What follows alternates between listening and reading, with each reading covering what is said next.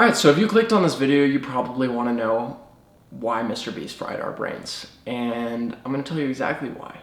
It's the same reason that you're probably about bored of this video, because I haven't had 70 things pop up on screen, I haven't changed angles 45 times, and I haven't offered someone $250,000 to protect a Lamborghini from a bunch of tanks. We have witnessed more in the last 2 weeks of our lives than our last 20 ancestors did in their lives combined.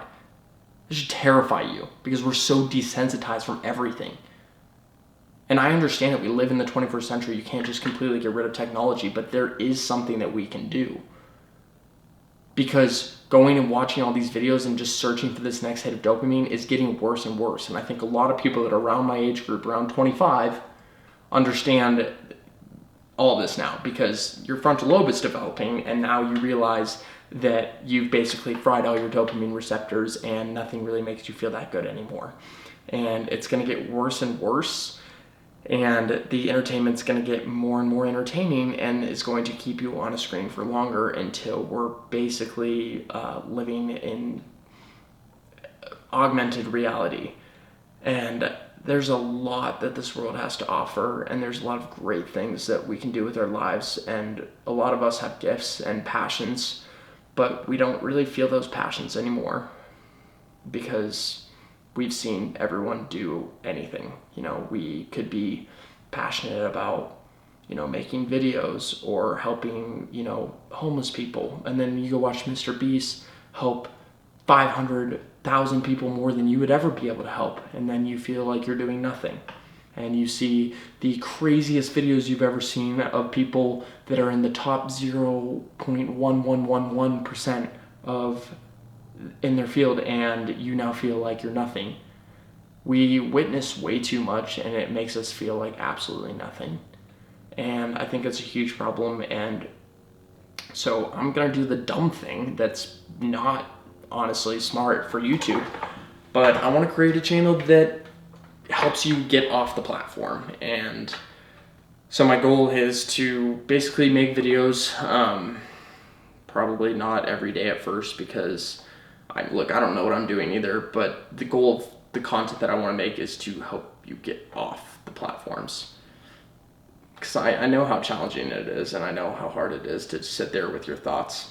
I'm terrified of my own thoughts. Terrified.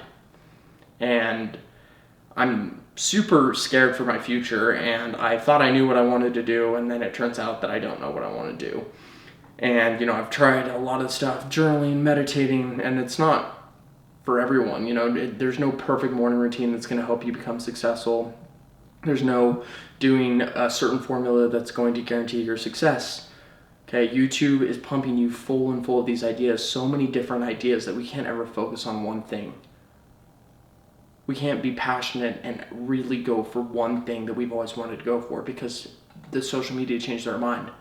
It's the same thing of why, if you're in the gym and you get some gym content on your feed, you're like, oh, this is the workout that I want to do. And then next thing you know, you watch the video on why that's not the workout you should do. It's just so many conflicting things that it makes it so confusing. And I want to change what I do every 5 seconds. It's like, oh, okay, you should go do this real estate thing. Oh, you should do YouTube Shorts. Oh, you should do this. When nobody wants to do that. We want to do real things that make real impact in people's lives. So this channel is going to hopefully challenge you to do some of those things, and I'll be on that journey with you and try to figure it out with you and try to figure out the steps that we can all take to get off our phones more and to connect with real people more. Because when people are on their deathbed, I don't want to be my life flashing before my eyes and, oh, it's not my life, it's me watching everybody else's life on TikTok. That's a terrifying thought.